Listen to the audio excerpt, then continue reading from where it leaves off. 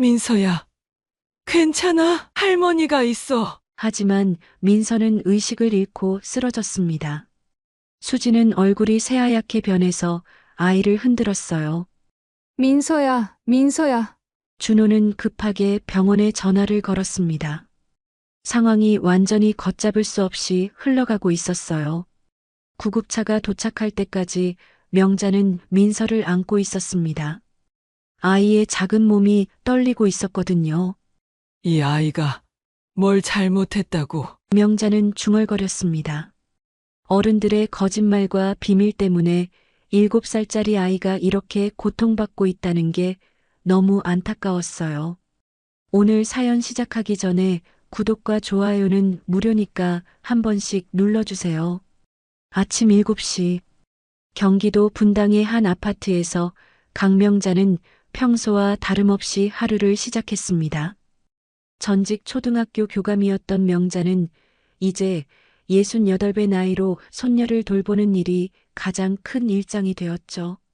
남편을 잃고 난 후 아들 김준호, 며느리 정수진, 그리고 7살 손녀 민서와 함께 사는 이 집에서 명자는 여전히 집안의 중심축 역할을 하고 있었습니다. 민서야, 일어나야지. 학교 가야 한다. 명자는 손녀의 방문을 살짝 열어보며 다정하게 말했습니다. 민서는 이불 속에서 작은 고개를 내밀며 눈을 비볐어요. 예전 같으면 할머니 하며 달려와 안겼을 텐데 요즘 들어 민서는 점점 말이 없어지고 있었습니다. 마치 무언가에 눌려 있는 것처럼 보였거든요. 부엌에서 도시락을 준비하던 명자는 민서가 식탁에 앉아 있는 모습을 보며 마음 한편이 무거워졌습니다. 아이는 밥을 먹으면서도 자꾸만 허공을 바라보며 혼잣말을 중얼거렸거든요. 엄마가 강아지랑 멀리 가면 작은 목소리로 중얼거리는 민서의 모습이 명자에게는 이상하기만 했습니다. 뭐라고 하는 거야, 민서야? 명자가 물어보자 민서는 깜짝 놀란 듯 고개를 저었습니다. 아무것도 아니에요, 할머니. 정수진은 화장을 하느라 바빠서 민서에게 별다른 관심을 보이지 않았습니다. 직장 다니느라 항상 시간에 쫓기는 수진의 모습을 보면서 명자는 이해하려고 노력했지만 때로는 며느리가 민서에게 너무 무관심한 것 같아 속상했어요. 특히 요즘처럼 아이가 이상한 모습을 보일 때는 더욱 그랬습니다. 수진아, 민서가 요즘 좀 이상해. 말도 별로 안 하고 자꾸 혼잣말하고. 아, 그냥 아이들이 다 그렇죠. 커가면서 내성적으로 변하는 거예요. 수진의 대답은 너무 간단했습니다. 명자는 뭔가 더 묻고 싶었지만 수진이 이미 서둘러 나갈 준비를 하고 있어서 더 이상 말하지 못했어요. 하지만 마음 한편으로는 수진의 태도가 너무 무덤덤하다는 생각이 들었습니다. 민서를 학교에 데려다 주는 길에 명자는 아이의 작은 손을 잡고 천천히 걸었습니다. 민서는 평소보다 더 조용했고 가끔 뒤를 돌아보며 불안한 눈빛을 보였어요. 마치 누군가를 기다리거나 경계하는 것 같았습니다. 할머니, 저 혼자 가도 돼요. 왜? 할머니랑 같이 가는 게 싫어? 아니요. 그런데 큰엄마가 보면 민서는 말을 다 하지 못하고 입을 다물었습니다. 명자는 큰엄마라는 말이 신경 쓰였지만 아이를 재촉하지 않았어요. 하지만 분명히 뭔가 있다는 직감이 들었습니다. 학교 앞에서 민서를 보내고 집으로 돌아온 명자는 아이 방을 정리하다가 책상 위에 있는 그림을 발견했습니다. 민서가 그린 가족 그림이었는데 뭔가 이상했어요. 보통 아이들이 그리는 가족 그림에는 아빠, 엄마, 자신, 그리고 할머니가 나오는데 민서의 그림에는 엄마가 없었습니다. 대신 낯선 여자와 강아지가 함께 그려져 있었어요. 그 여자는 수진과 비슷하게 생겼지만 뭔가 달랐습니다. 머리 모양도 다르고 옷차림도 달랐죠. 그리고 그 여자 옆에는 작은 강아지 한 마리가 그려져 있었는데 집에서 키우는 강아지는 없었거든요. 명자는 그림을 자세히 들여다보며 고개를 갸우뚱했습니다. 민서에게 물어보고 싶었지만 아이가 요즘 예민해져 있어서 함부로 추궁하기도 어려웠어요. 하지만 이 그림 속에 분명히 어떤 의미가 숨어 있을 거라는 생각이 들었습니다. 점심을 준비하면서도 명자의 마음은 계속 무거웠습니다. 뭔가 놓치고 있는 게 있는 것 같았어요. 아이의 말없는 모습, 이상한 그림, 그리고 가끔 중얼거리는 큰엄마라는 말까지 모든 것이 퍼즐 조각처럼 흩어져 있었지만 아직 맞춰지지 않았습니다. 오후에 민서가 학교에서 돌아왔을 때 명자는 아이의 표정을 유심히 살펴봤습니다. 민서는 여전히 조용했고 방에 들어가서도 벽을 보며 뭔가 중얼거리고 있었어요. 큰엄마한테 말하면 안 돼. 할머니 모르게. 명자는 문틈으로 들리는 민서의 혼잣말에 가슴이 철렁했습니다. 분명히 뭔가 있었어요. 하지만 아직은 그것이 무엇인지 알 수 없었습니다. 저녁 무렵 준호가 퇴근해서 돌아왔을 때 명자는 아들에게 민서 이야기를 했습니다. 준호야, 민서가 요즘 좀 이상해. 말도 별로 안 하고 자꾸 큰엄마 얘기를 하더라. 준호는 잠깐 표정이 굳어지는 것 같았지만 곧 평상시 모습으로 돌아왔습니다. 아, 그냥 아이 상상이겠죠. 별거 아닐 거예요. 하지만 명자는 아들의 대답이 수진과 똑같다는 게 이상했습니다. 마치 미리 짜고 한 대답처럼 느껴졌거든요. 그리고 준호의 눈빛에서 뭔가 숨기고 있다는 느낌을 받았습니다. 그날 밤 명자는 잠이 오지 않아 민서 방을 살짝 들여다봤습니다. 아이는 잠든 것 같았지만 가끔 뒤척이며 뭔가 중얼거리고 있었어요. 큰엄마, 할머니한테 말하면 안 돼. 명자는 가슴이 철렁했습니다. 분명히 뭔가 있었어요. 하지만 아직은 그것이 무엇인지, 그리고 왜 모든 사람이 이 일에 대해 입을 다물고 있는지 알 수 없었습니다. 다만 한 가지 확실한 건 이 평온해 보이는 일상 속에 뭔가 감춰진 비밀이 있다는 것이었습니다. 며칠이 지났지만 명자의 불안감은 더욱 커져만 갔습니다. 민서는 여전히 말이 없었고 가끔씩 벽을 보며 혼잣말을 하는 횟수도 늘어났거든요. 특히 아침에 학교 갈 준비를 할 때면 아이는 유독 불안해하며 자꾸만 뒤를 돌아보곤 했습니다. 그날도 평상시와 다름없이 민서를 학교에 보내고 집안일을 하고 있던 명자에게 갑작스럽게 전화가 걸려왔습니다. 학교에서였죠. 혹시 김민서 할머니세요? 네, 맞습니다. 무슨 일이세요? 민서가 운동장에서 갑자기 쓰러졌어요. 지금 의식은 있는데 병원으로 데려가는 게 좋을 것 같습니다. 명자는 손에 들고 있던 걸레를 바닥에 떨어뜨렸습니다. 가슴이 철렁 내려앉으면서 온몸에 힘이 빠졌어요. 설마 했던 일이 결국 벌어지고 만 것입니다. 지금 어디 계세요? 바로 갈게요. 명자는 서둘러 외투를 걸치고 집을 나섰습니다. 택시를 타고 학교로 향하는 동안 마음은 천갈래 만갈래로 찢어지는 것 같았어요. 평소에도 이상하던 민서가 결국 쓰러지고 말았구나 싶어서 자책감이 밀려왔습니다. 학교 보건실에 도착했을 때 민서는 침대에 누워 있었습니다. 얼굴이 창백했고 눈가에는 눈물 자국이 말라붙어 있었어요. 명자를 보자 민서는 작은 목소리로 말했습니다. 할머니, 무서웠어요. 괜찮아, 민서야. 할머니가 왔어. 이제 괜찮다. 보건 선생님은 명자에게 상황을 자세히 설명해 주었어요. 체육 시간에 아이들이 운동장에서 뛰어놀고 있을 때 민서가 갑자기 주저앉더니 숨을 제대로 쉬지 못하고 쓰러졌다는 것이었습니다. 처음에는 단순히 넘어진 줄 알았는데 아이가 계속 헉헉거리면서 안 돼, 안 되라고 중얼거리더라고요. 명자는 민서를 안고 곧바로 병원으로 향했습니다. 응급실에서 의사의 진료를 받는 동안 명자의 마음은 조마조마했어요. 의사는 민서를 자세히 진찰한 후 명자에게 설명했습니다. 검사 결과를 보면 신체적으로는 특별한 이상이 없습니다. 다만 과호흡성 발작 증상이 있었고 이는 주로 심리적 스트레스가 원인입니다. 명자는 어리둥절했습니다. 7살짜리 아이가 무슨 스트레스를 받을 일이 있다는 건지 이해할 수 없었거든요. 아이가 무언가에 대해 심한 불안감이나 공포감을 느끼고 있는 것 같습니다. 집에서 특별한 변화가 있었나요? 명자는 민서의 최근 모습들을 떠올렸습니다.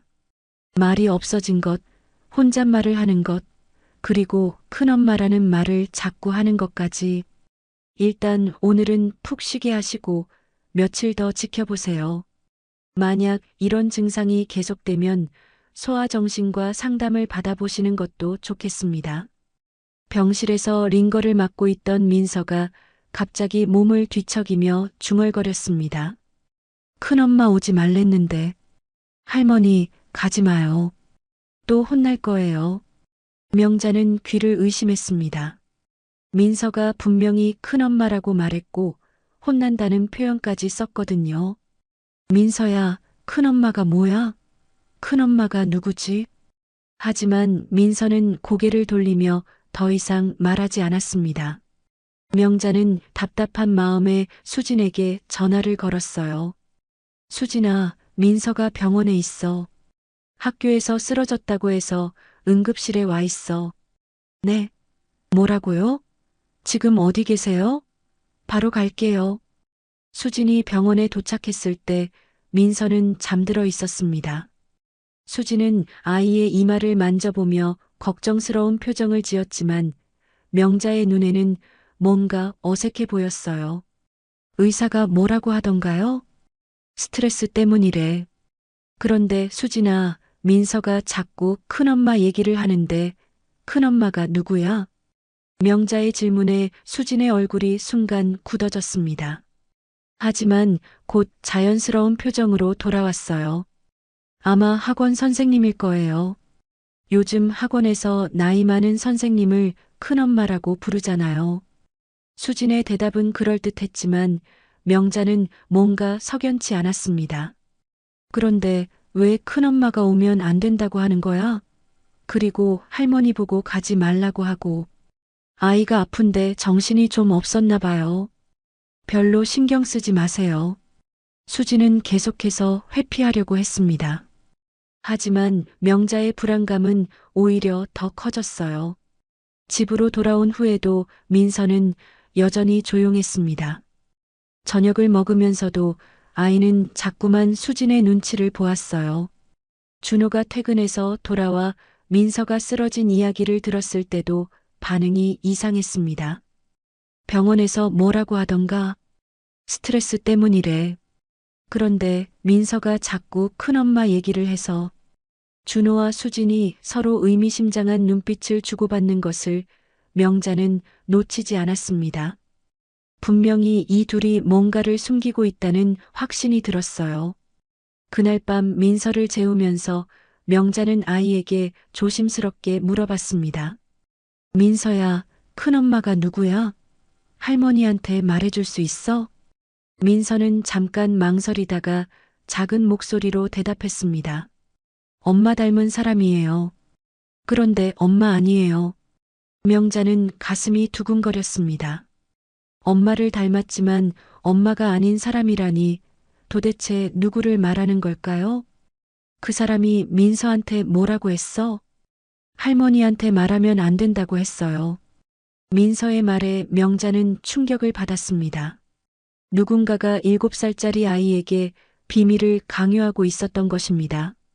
분명히 뭔가 큰 일이 벌어지고 있었고 그 중심에는 민서가 말하는 큰엄마라는 존재가 있었습니다. 명자는 민서가 쓰러진 다음 날부터 더욱 예민하게 아이의 행동을 관찰했습니다. 아침에 학교에 갈 때 민서는 유독 불안해했고 하원 시간이 다가오면 왜인지 모르게 초조해하는 모습을 보였거든요. 특히 학원에 가는 날이면 더욱 그랬습니다. 할머니, 오늘은 혼자 갈게요. 민서가 학원 가방을 메고 현관에 서서 말했을 때 명자는 뭔가 이상함을 느꼈습니다. 평소에는 할머니와 함께 가기를 좋아했던 아이가 갑자기 혼자 가겠다고 하다니요. 왜? 할머니랑 같이 가자. 안 돼요. 큰엄마가. 아니, 그냥 혼자 갈래요. 민서는 말을 흐리며 서둘러 나가려고 했습니다. 하지만 명자는 아이를 붙잡았어요. 민서야, 큰엄마가 뭐라고 했어? 아무것도 아니에요. 늦어요, 할머니. 민서는 명자의 손을 뿌리치고 급하게 현관문을 나섰습니다. 명자는 뒤따라 나가려다가 문득 다른 생각이 들었어요. 아이를 몰래 따라가 보는 것이었습니다. 며칠 전부터 계속 신경 쓰였던 큰엄마의 정체를 확인하고 싶었거든요. 명자는 조금 뒤에 집을 나서서 민서가 간 방향으로 천천히 걸었습니다. 학원까지는 아파트에서 걸어서 10분 정도 거리였습니다. 명자는 멀찍이 떨어져서 민서를 따라갔어요. 아이는 평소보다 빠른 걸음으로 학원 쪽으로 향했습니다. 그런데 학원 입구 앞에서 민서는 갑자기 멈춰 섰습니다. 그리고 주위를 둘러보더니 학원과는 반대 방향인 작은 골목으로 들어갔어요. 명자는 가슴이 두근거렸습니다. 명자는 더욱 조심스럽게 골목 입구까지 다가갔습니다. 그리고 모퉁이에서 살짝 고개를 내밀어 안을 들여다봤어요. 그 순간 명자는 눈을 의심했습니다. 골목 안에서 낯선 여인이 민서를 기다리고 있었거든요. 그런데 그 여자의 모습이 너무나 익숙했습니다. 수진과 똑같이 생겼어요.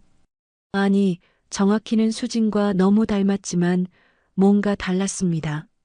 머리 스타일도 다르고 옷차림도 달랐어요.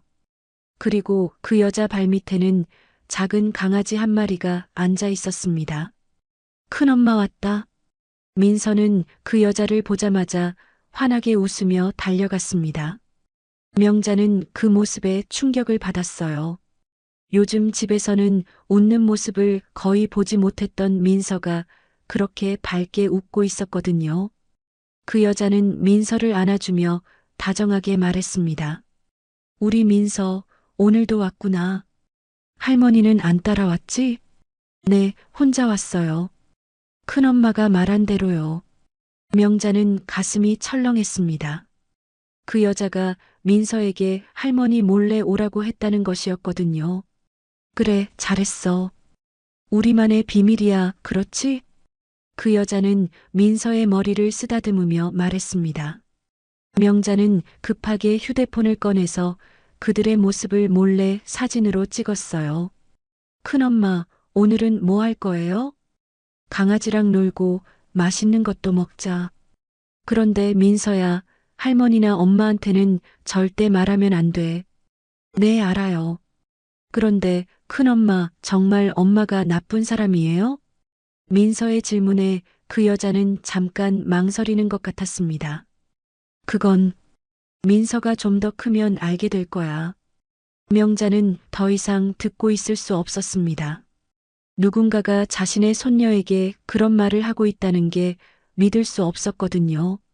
그 여자와 민서는 강아지와 함께 골목을 나와서 근처 공원으로 갔습니다. 명자는 멀찍이 떨어져서 계속 따라갔어요. 공원에서 그들은 1시간 정도 함께 시간을 보냈습니다. 민서는 정말 즐거워 보였습니다. 강아지와 놀고 그 여자와 이야기하면서 계속 웃고 있었어요. 하지만 명자의 마음은 편하지 않았습니다. 시간이 되자 그 여자는 민서를 학원 앞까지 데려다 주었습니다. 민서야, 다음에 또 만나자. 그리고 기억해, 우리만의 비밀이야. 네, 큰엄마. 또 와요. 민서가 학원으로 들어간 후 그 여자는 강아지와 함께 반대 방향으로 사라졌습니다. 명자는 급하게 집으로 돌아가서 찍어둔 사진을 자세히 살펴봤어요. 사진 속의 여자는 정말 수진과 똑같이 생겼습니다. 하지만 분명히 수진이 아니었어요. 수진은 지금쯤 회사에 있을 시간이었거든요. 명자는 고민 끝에 준호에게 사진을 보냈습니다. 그리고 전화를 걸었어요. 준호야, 사진 봤어? 네, 봤는데. 이게 뭐죠? 준호의 목소리가 떨리고 있었습니다. 명자는 확신했어요. 준호가 이 여자를 안다는 것을. 민서가 말하는 큰엄마야. 수진이랑 똑같이 생겼더라. 도대체 이 사람이 누구야? 전화 너머로 한동안 침묵이 흘렀습니다. 어머니, 집에 가서 얘기할게요. 아니야, 지금 말해. 내가 민서 따라가서 직접 봤어. 명자의 목소리가 높아졌습니다. 어머니, 제발. 집에서 얘기해요. 그럼 지금 당장 집에 와. 수진이도 불러. 명자는 전화를 끊었습니다. 가슴이 두근거리고 손이 떨렸어요. 오후에 준호와 수진이 함께 집에 왔습니다. 둘 다 표정이 어두웠어요. 명자는 그들을 거실에 앉히고 사진을 보여주었습니다. 이 여자가 누구야? 준호는 사진을 보고도 아무 말 없이 고개만 숙였습니다. 수진도 마찬가지였어요. 왜 아무도 대답을 안 해? 내 손녀가 이 여자 때문에 스트레스를 받아서 쓰러졌는데. 명자의 목소리에 분노가 섞여 있었습니다. 그제서야 준호가 입을 열었어요. 어머니, 이건 복잡한 문제예요. 뭐가 복잡해? 이 여자가 누구인지만 말해. 하지만 준호와 수진은 계속해서 말을 회피했습니다. 분명히 큰 비밀이 숨겨져 있었고 오늘 밤 이 문제를 해결해야겠다고 명자는 다짐했습니다. 그날 밤 명자는 잠을 이루지 못했습니다. 준호와 수진이 끝까지 입을 다물고 돌아간 후에도 머릿속에서는 온갖 생각이 맴돌았거든요. 수진과 똑같이 생긴 그 여자는 도대체 누구일까요? 다음 날 아침 민서를 학교에 보낸 후 명자는 집안 정리를 시작했습니다. 마음이 답답할 때면 항상 그랬어요. 손을 움직이면서 머리를 정리하는 것이었습니다. 준호방 서랍을 정리하다가 명자의 손이 멈췄습니다. 서랍 맨 아래쪽에서 오래된 종이봉투 하나가 나왔거든요. 봉투는 먼지가 많이 쌓여 있었고 마치 오랫동안 숨겨져 있었던 것 같았습니다. 명자는 호기심에 봉투를 열어봤습니다. 그런데 그 안에 든 내용물을 보고 온몸이 얼어붙었어요. 유전자 검사 결과지였습니다. 그것도 2장이나 되었어요. 하나는 김준호 마이너스 김민서 친자 확인 검사라고 적혀 있었고 다른 하나는 정수진 마이너스 김민서 친자 확인 검사라고 되어 있었습니다. 명자는 떨리는 손으로 검사 결과를 확인했습니다. 준호와 민서의 검사 결과에는 친자 확률 0%라고 명확히 적혀 있었어요. 수진과 민서의 검사 결과도 마찬가지였습니다. 이게 무슨 소리야? 명자는 주저앉을 뻔했습니다. 민서가 준호의 친딸이 아니라는 것도 충격이었지만 수진의 친딸도 아니라는 건 더욱 이해할 수 없었거든요. 명자는 서둘러 준호에게 전화를 걸었습니다. 준호야, 지금 당장 집에 와. 어머니, 무슨 일이세요? 지금 회의 중인데. 회의는 나중에 해. 당장 와.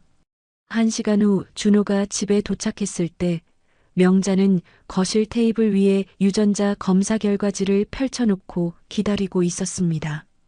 이게 뭐야? 명자가 검사지를 들고 준호를 바라봤을 때 준호의 얼굴은 새하얗게 변했습니다. 어머니, 그건 이 아이 준호 딸 맞아? 수진 딸도 아니고. 명자의 질문에 준호는 고개를 숙인 채 한동안 말을 하지 못했습니다. 그리고 마침내 작은 목소리로 대답했어요. 결혼하고 나서야 알았어요. 민서가 내 아이가 아니라는 걸. 하지만 그냥 키우고 싶었어요. 뭐라고? 이미 정이 들었고 민서도 너무 예쁘고 명자는 가슴이 답답해서 숨을 제대로 쉴 수 없었어요. 그럼 수진이가 결혼 전에 나를 속인 거야? 다른 남자아이를 임신해서? 그건 아니에요. 준호의 대답이 이상했습니다. 명자는 더욱 혼란스러워졌어요. 그럼 뭔데? 민서가 수진 딸도 아니라면서? 어머니, 민서는 수진의 쌍둥이 언니 아이예요. 뭐라고? 쌍둥이 언니? 명자는 귀를 의심했습니다. 수진에게 쌍둥이 언니가 있다는 얘기는 처음 듣는 것이었거든요. 수진은 왜 그런 얘기를 한 번도 안 했어? 언니랑 사이가 안 좋아서 연락도 끊고 지냈어요. 그런데 결혼하기 직전에 갑자기 나타났어요. 임신한 상태로. 그래서 언니가 아이를 낳고 나서 키울 수 없다고 했어요. 그래서 수진이가 자신이 키우겠다고 했어요. 수진이가 언니 아이를 키우겠다고? 네. 처음에는 입양하는 줄 알았어요. 그런데 결혼한 후에 알고 보니 수진이가 저한테 거짓말을 한 거예요. 자신이 민서를 낳았다고. 명자는 머리가 어지러웠습니다. 상황이 너무 복잡해서 정리가 되지 않았거든요. 그럼 지금까지 수진이가 민서 친엄마인 줄 알고 살았다는 얘기야? 네. 저도 속았어요. 유전자 검사를 해보고 나서야 알았어요. 언제? 작년에. 민서가 아팠을 때 혈액형 검사를 하는데 뭔가 이상해서 명자는 가슴이 답답해서 의자에 주저앉았습니다. 그럼 어제 본 그 여자가 수진의 쌍둥이 언니예요. 이름은 수아. 민서의 친엄마죠. 모든 퍼즐이 맞춰지기 시작했습니다. 민서가 그린 그림 속의 낯선 여자, 큰엄마라고 부르는 사람, 그리고 엄마를 닮았지만 엄마가 아닌 사람이라고 한 말까지. 그 여자가 언제부터 민서를 만나고 있었어? 몇 달 전부터인 것 같아요. 민서가 이상하게 행동하기 시작한 게. 왜 말 안 했어? 내가 그렇게 걱정하고 있었는데. 어떻게 말해요? 민서가 내 친딸이 아니고 수진도 친엄마가 아니라고. 그리고 진짜 엄마가 나타났다고. 준호도 목소리를 높였습니다. 수진은 알고 있어? 언니가 나타난 건 알고 있어요. 하지만 민서를 만나고 있는 건 아마 모를 거예요. 그럼 그 여자가 민서한테 엄마가 나쁜 사람이라고 말한 게 아마 수진을 말하는 것 같아요. 언니가 보기에는 수진이 자신의 아이를 빼앗은 거니까. 그때 현관문이 열리는 소리가 들렸습니다. 민서가 학교에서 돌아온 것이었어요. 명자와 준호는 서둘러 검사지를 치웠지만 거실의 무거운 분위기는 숨길 수 없었습니다. 할머니, 아빠 왜 왔어요? 민서가 가방을 내려놓으며 물었습니다. 명자는 아이를 보며 마음이 아팠어요. 민서야, 할머니가 물어볼 게 있어. 명자는 아이를 무릎에 앉히고 조심스럽게 말했습니다. 큰엄마가 민서 친엄마라고 했어? 민서는 잠깐 주저하더니 작은 목소리로 대답했습니다. 네. 그런데 비밀이래요. 명자는 가슴이 터질 것 같았습니다. 7살짜리 아이가 이런 무거운 비밀을 혼자 감당하고 있었던 것입니다. 민서가 친엄마의 존재를 알고 있다는 사실에 명자는 충격을 받았습니다. 아이를 방에 보낸 후 명자는 준호에게 더 자세한 이야기를 들어야겠다고 생각했어요. 준호야, 수진 언니가 왜 갑자기 나타난 거야? 그리고 왜 지금까지 민서를 만나고 있는 거고? 언니가, 수아가 민서를 데려가겠다고 해요. 자신이 친엄마라면서요. 준호의 말에 명자는 가슴이 철렁했습니다. 데려간다고?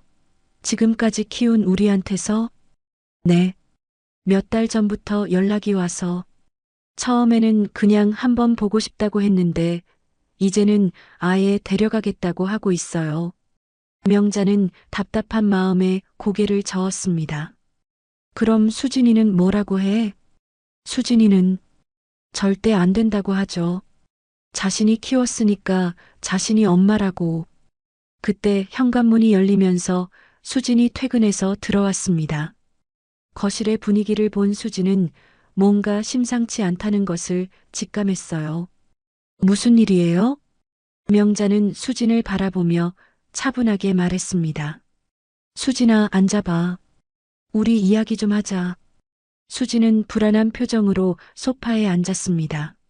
명자는 유전자 검사지를 다시 꺼내서 테이블에 놓았어요. 이게 뭔지 알아?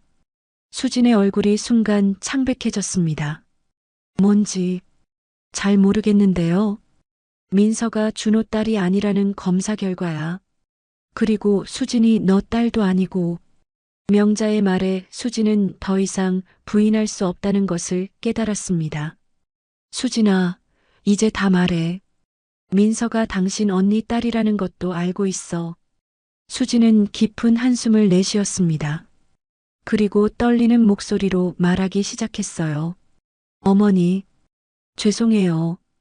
왜 그랬는지가 중요해. 명자는 화를 참으며 말했습니다. 수진은 눈물을 글썽이며 이야기를 시작했어요. 언니, 수아는 어릴 때부터 문제가 많았어요. 집을 나가서 연락도 안 하고 남자들과 사귀면서 사고만 치고. 수진의 목소리가 점점 작아졌습니다. 그러다가 결혼 준비할 때 갑자기 나타났어요. 임신했다면서. 그런데 아이 아버지가 누군지도 모른다고 하더라고요. 명자는 숨을 깊게 들이쉬었습니다. 그래서 처음에는 그냥 도와달라고 했어요. 병원비며 생활비며. 그런데 아이를 낳고 나서는 키울 수 없다고 하면서 저한테 맡기고 사라졌어요. 수지는 눈물을 닦으며 계속 말했습니다. 저는 그냥 도와주는 거라고 생각했어요. 언니가 정신 차리고 돌아올 때까지만. 그런데 왜 준호한테 거짓말을 했어? 결혼 전에 그런 얘기를 하면 결혼이 안 될 것 같았어요. 그래서 일단 제가 나왔다고 했는데 시간이 지나면서 말하기가 더 어려워졌어요. 명자는 듣고 있다가 무겁게 입을 열었습니다. 그럼 처음부터 끝까지 다 거짓말이었던 거네? 죄송해요. 정말 죄송해요. 수진이 울기 시작했습니다. 그때 명자는 문득 생각나는 게 있었습니다. 잠깐, 그럼 결혼식 때. 명자는 서둘러 방으로 들어가서 오래된 결혼식 영상을 꺼내왔습니다. 몇 년 전 영상이라 화질은 좋지 않았지만 명자는 꼼꼼히 들여다봤어요. 신부 대기실 장면에서 명자의 손이 멈췄습니다. 수진과 똑같이 생긴 여자가 화면에 나왔거든요. 그 여자는 수진 옆에서 웃고 있었고 배가 불룩했습니다. 이 여자가 수아야? 명자가 화면을 가리키며 물었을 때 수진은 고개를 끄덕였습니다. 네. 결혼식 때 왔었어요. 임신한 상태로. 그럼 그때 이미 민서를 임신하고 있었다는 얘기네. 네. 명자는 영상을 계속 봤습니다. 신부 대기실에서 수진과 수아가 무언가 심각하게 이야기하는 모습도 보였어요. 여기서 뭘 이야기하고 있는 거야? 언니가 아이를 맡아달라고 하고 있었어요. 그때는 일시적인 거라고 생각했는데. 그리고 나서 언니는 어디 갔어? 모르겠어요. 연락도 안 됐고. 그러다가 몇 달 전에 갑자기 나타났어요. 명자는 영상을 끄고 수진을 바라봤습니다. 몇 달 전에 나타나서 뭐라고 했어? 민서를 데려가겠다고.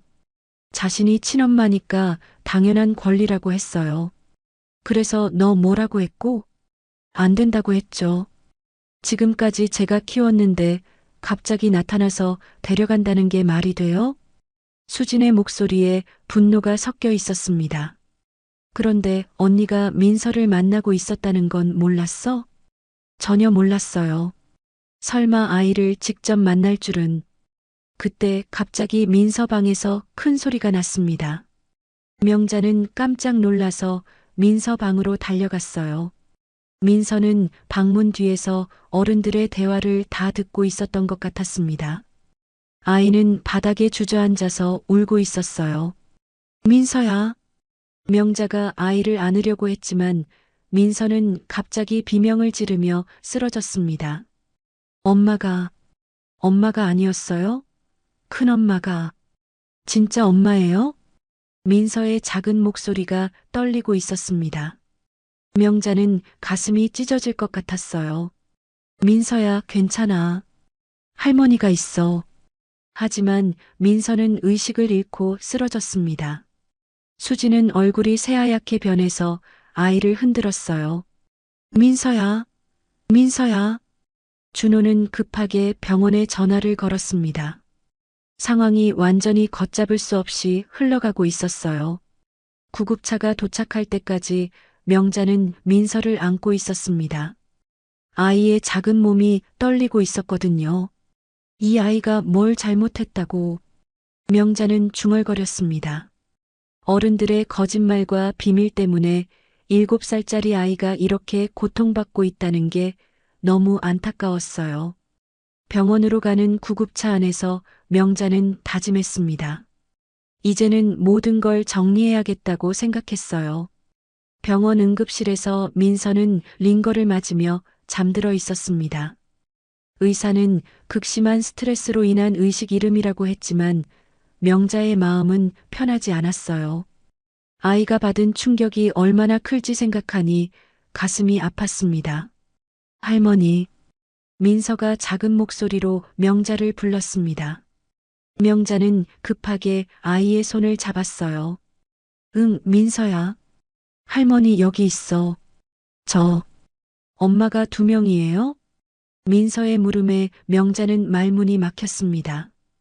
어떻게 설명해야 할지 모르겠더라고요. 민서야, 엄마는 1명이야. 너를 사랑하는 사람이 엄마인 거야. 그럼 누가 진짜 엄마예요? 아이의 순수한 질문에 명자는 눈물이 날 뻔했습니다. 7살짜리가 이런 고민을 해야 한다는 게 너무 마음 아팠어요. 준호가 병실 문을 열고 들어왔습니다. 손에는 민서가 좋아하는 음료수를 들고 있었어요. 민서야, 아빠 왔다. 하지만 민서는 준호를 보고도 예전처럼 반갑게 웃지 않았습니다. 오히려 조금 움츠러드는 것 같았어요. 아빠, 저 진짜 아빠 딸 아니에요? 준호는 그 순간 무너지는 것 같았습니다. 병실 의자에 주저앉으며 민서의 손을 꼭 잡았어요. 민서야, 아빠가 말해줄게. 피가 섞이지 않았어도 너는 내 딸이야. 태어날 때부터 지금까지 아빠가 키웠으니까. 그런데 왜 숨겼어요? 왜 거짓말했어요? 민서의 목소리에 원망이 섞여 있었습니다. 준호는 자신의 손으로 아이에게 약을 먹이며 오열했어요. 미안해, 민서야. 아빠가 잘못했어. 하지만 내가 널 키운 건 진심이었어. 지금도 앞으로도 아빠가 민서 아빠인 건 변함없어. 준호의 목소리가 떨렸습니다. 지금까지 쌓아온 모든 것이 무너지는 것 같았거든요. 그때 병실 문이 열리고 수진이 들어왔습니다. 수진의 얼굴은 울어서 퉁퉁 부어 있었어요. 민서야. 하지만 민서는 수진을 보자마자 고개를 돌렸습니다. 가요. 저는 엄마 얼굴 보기 싫어요. 민서야, 엄마는 엄마 아니잖아요. 거짓말쟁이. 민서가 소리를 지르자 수진은 더 이상 다가가지 못했습니다. 명자는 수진을 밖으로 데리고 나갔어요. 수진아, 민서가 아직 충격을 받은 상태야. 시간이 필요해.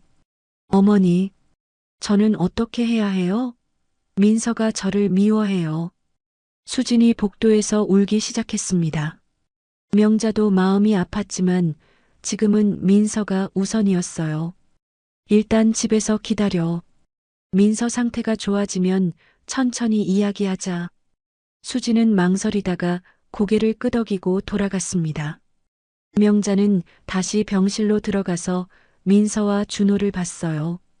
할머니, 저는 어떻게 되는 거예요? 민서가 불안한 목소리로 물었습니다. 뭐가 어떻게 된다는 거야? 큰엄마가, 진짜 엄마가 저를 데려간다고 했어요. 명자는 가슴이 철렁했습니다.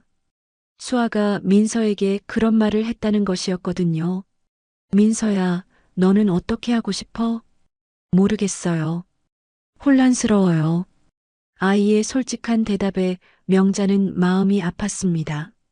할머니가 있어, 민서야. 할머니는 어디 안 가? 그날 밤 집으로 돌아온 명자는 준호에게 중요한 이야기를 했습니다. 준호야, 우리 민서를 지키자.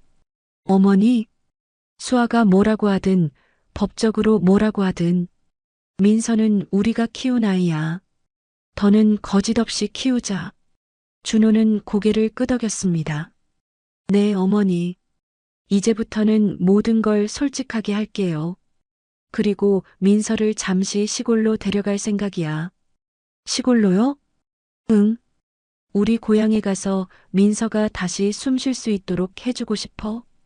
이 복잡한 상황에서 벗어나서 마음을 정리할 시간이 필요해. 명자의 제안에 준호도 동의했습니다. 민서에게는 평온한 시간이 필요했거든요. 며칠 후 민서가 퇴원했을 때 명자는 아이에게 시골 이야기를 했습니다. 민서야, 할머니랑 시골에 가볼까? 시골이요? 응. 할머니가 어릴 때 살던 곳이야. 공기도 좋고 넓은 들판도 있고 거기서 마음도 정리하고. 민서는 잠깐 생각하더니 고개를 끄덕였습니다. 네, 할머니. 가요.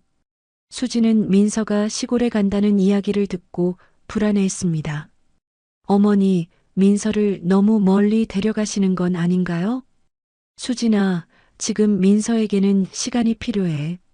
모든 게 정리되면 다시 이야기하자.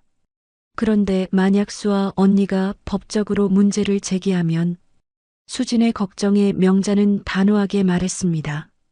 그때 가서 생각하자. 지금은 민서가 우선이야. 시골로 떠나는 날 준호는 민서를 꼭 안아주었습니다. 민서야, 아빠는 항상 여기 있을게.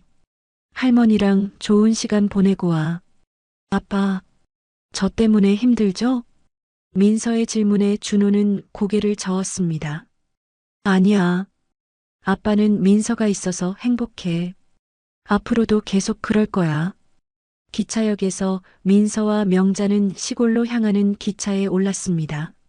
창밖으로 도시의 풍경이 사라지고 푸른 들판이 나타나기 시작했어요.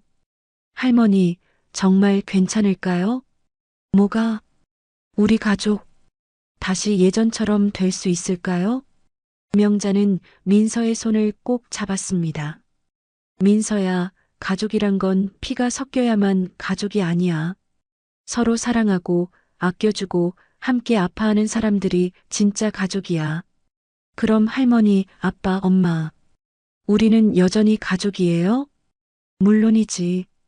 그리고 앞으로도 계속 그럴 거야.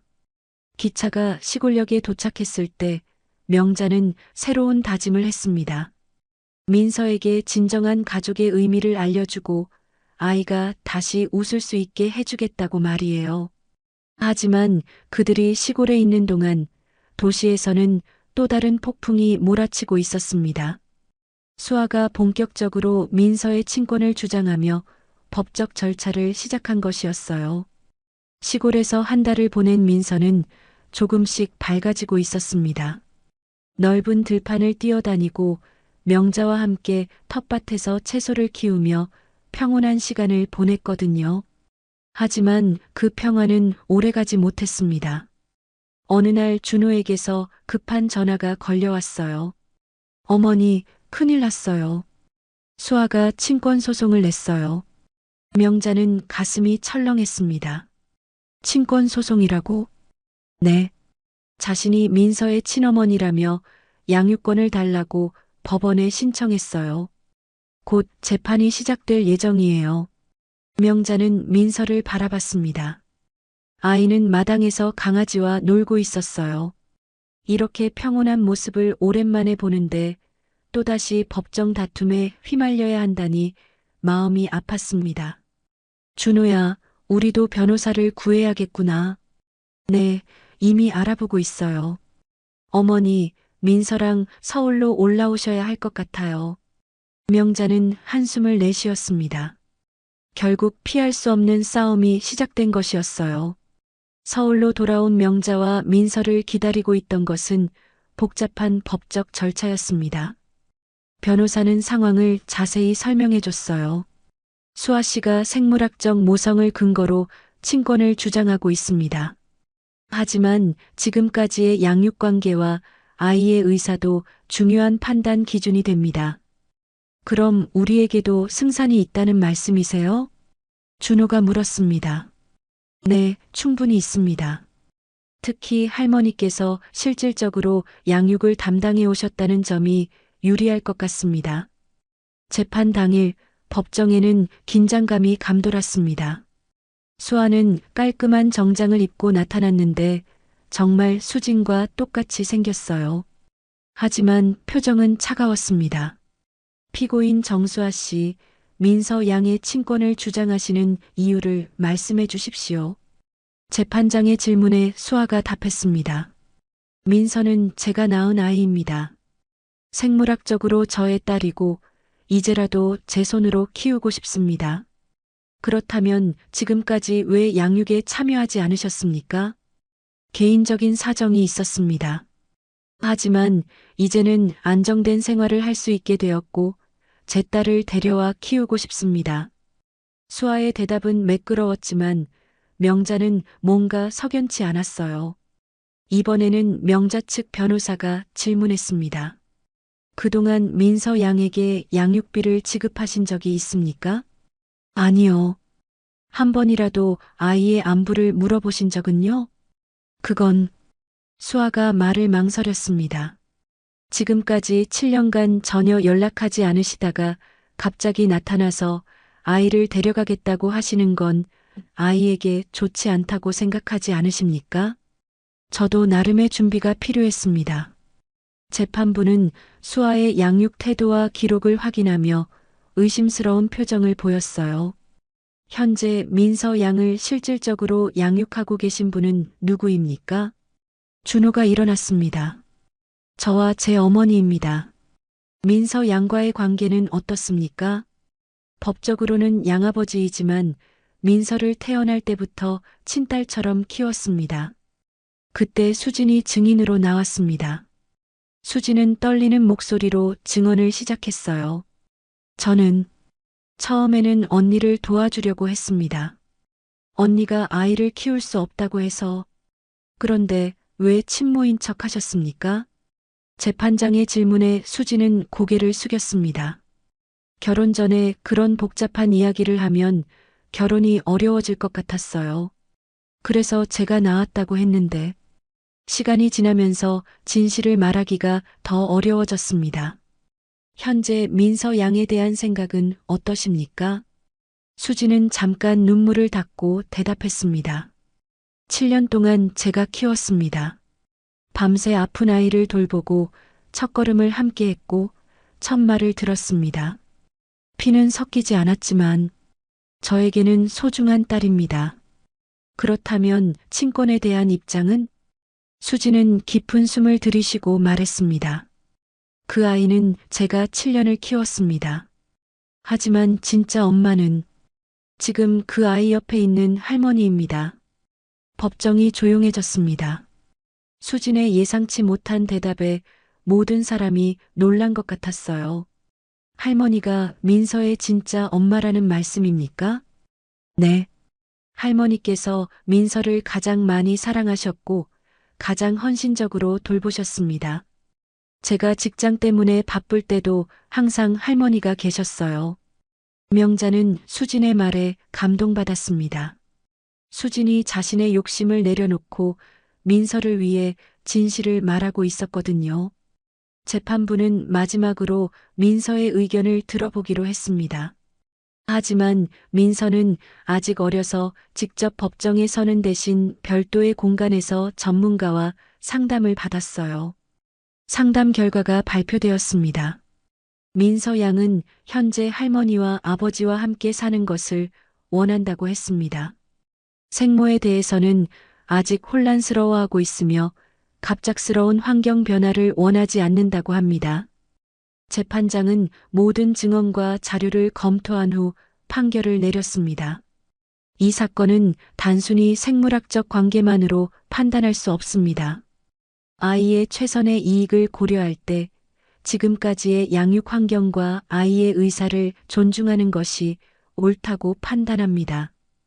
따라서 친권은 양아버지인 김준호 씨에게, 실질적 양육권은 할머니인 강명자 씨에게 부여합니다. 법정에서 나온 명자는 안도의 한숨을 내쉬었습니다.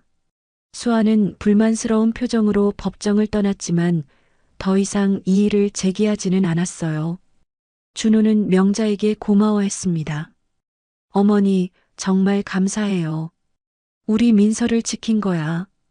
이제 정말 새 출발이구나. 하지만 가장 중요한 건 민서의 마음이었습니다. 법적 다툼은 끝났지만 아이의 마음의 상처는 시간이 더 필요할 것 같았어요. 재판이 끝난 지 석 달이 지났습니다. 명자는 민서와 함께 새로운 일상을 만들어가고 있었어요. 법정에서의 승리보다 더 중요한 것은 민서의 마음이 다시 평온해지는 것이었거든요. 민서는 서서히 예전의 밝은 모습을 되찾아가고 있었습니다. 학교에서도 친구들과 잘 어울렸고 집에서도 웃음소리가 늘어났어요. 하지만 여전히 가끔 밤에 악몽을 꾸거나 불안해할 때가 있었습니다. 할머니, 큰엄마는 이제 안 올까요? 민서가 어느 날 저녁 조심스럽게 물었습니다. 안 와, 민서야. 이제 우리끼리 평온하게 살 거야. 정말이요? 정말이야. 할머니가 약속해. 명자는 민서를 꼭 안아주었습니다. 아이의 불안감이 완전히 사라지려면 더 많은 시간과 사랑이 필요했어요. 수지는 재판 이후 많이 달라졌습니다. 더 이상 억지로 엄마 역할을 하려고 하지 않았고 대신 자연스럽게 민서에게 다가가려고 노력했어요. 민서야, 엄마가 맛있는 거 사왔어. 고마워요, 엄마. 민서는 이제 수진을 자연스럽게 엄마라고 불렀습니다. 하지만 예전과는 다른 의미였어요. 억지로가 아니라 마음에서 우러나오는 호칭이었거든요. 수진의 눈에 눈물이 고였지만 억지로 미소를 지었어요. 명자는 수진의 변화된 모습에 감동했습니다. 준호도 달라졌습니다. 더 이상 비밀을 숨기지 않고 민서와 솔직하게 대화하려고 노력했어요. 민서야, 아빠가 물어볼 게 있어. 뭐예요, 아빠? 아빠가 친아빠가 아니어도 괜찮아? 민서는 준호를 바라보며 환하게 웃었습니다. 아빠는 아빠예요. 저를 사랑해주시는 아빠요. 준호는 민서를 꼭 안아주었습니다. 피보다 진한 사랑이 있다는 것을 다시 한번 느꼈거든요. 봄이 되었습니다. 민서의 학교에서는 발표회가 열렸어요. 명자는 민서가 피아노 연주를 한다는 소식을 듣고 설레었습니다. 발표회 당일 강당에는 많은 학부모들이 모였습니다. 명자와 준호, 수진도 함께 왔어요. 민서가 무대에 올라갔습니다. 작은 몸집이지만 당당한 모습이었어요. 하지만 피아노 연주를 시작하기 전에 민서는 마이크 앞에서 말했습니다. 안녕하세요. 저는 김민서입니다. 아이의 목소리가 강당에 울려 퍼졌습니다. 저는 엄마가 둘 있었어요. 그런데 진짜 엄마는... 명자는 가슴이 두근거렸습니다. 민서가 무슨 말을 할지 몰랐거든요. 제가 아플 때 매일 손잡아준 사람이에요. 밤새 옆에서 지켜주신 분이요. 민서는 관객석의 명자를 바라보며 환하게 웃었습니다. 그게 제 할머니예요. 할머니는 나의 엄마예요. 강당이 조용해졌다가 따뜻한 박수 소리가 울려 퍼졌습니다. 명자는 눈물을 참을 수 없었어요. 민서는 피아노 앞에 앉아서 아름다운 선율을 연주하기 시작했습니다. 엄마의 마음이라는 곡이었어요. 명자가 자주 불러주던 노래였거든요. 연주가 끝나고 민서가 무대에서 내려왔을 때 명자는 아이를 꼭 안아주었습니다. 민서야, 고마워. 할머니 사랑해요. 할머니도 민서 정말 사랑해. 그날 저녁 집으로 돌아와서 가족들은 함께 저녁을 먹었습니다. 오랜만에 모두가 함께 웃고 이야기하는 시간이었어요. 민서야, 오늘 발표 정말 잘했어. 준호가 민서의 머리를 쓰다듬으며 말했습니다. 고마워요, 아빠. 그리고 엄마도. 수진도 웃으며 대답했습니다. 민서가 행복하면 엄마도 행복해. 명자는 이 평화로운 순간을 가슴에 새겼습니다. 지난 몇 달간의 혼란과 아픔이 있었지만 결국 진정한 가족의 의미를 찾았다는 생각이 들었어요. 밤에 민서를 재우면서 명자는 아이에게 말했습니다. 민서야, 가족이 뭔지 알겠어? 네, 할머니. 서로 사랑하고 아껴주는 사람들이요. 맞아. 피가 섞였는지는 중요하지 않아. 마음으로 연결된 사람들이 진짜 가족이야. 그럼 우리는 앞으로도 계속 가족이에요? 물론이지. 영원히 가족이야. 민서는 안심한 듯 스르르 잠들었습니다. 명자는 아이의 잠든 얼굴을 바라보며 미소 지었어요. 창밖으로는 봄비가 내리고 있었습니다. 모든 것을 씻어내고 새롭게 시작하게 해주는 비 같았어요. 명자는 마음속으로 다짐했습니다. 앞으로도 민서가 행복할 수 있도록 진정한 사랑으로 아이를 지켜주겠다고 말이에요. 진짜 가족은 피가 아니라 함께 아파주고 함께 기뻐하는 사람들이라는 것을 이제 모두가 알았습니다. 그렇게 강명자와 민서, 준호, 수진의 새로운 이야기가 시작되었습니다. 거짓말과 비밀 대신 진실과 사랑으로 쌓아가는 진짜 가족의 이야기가 말이에요.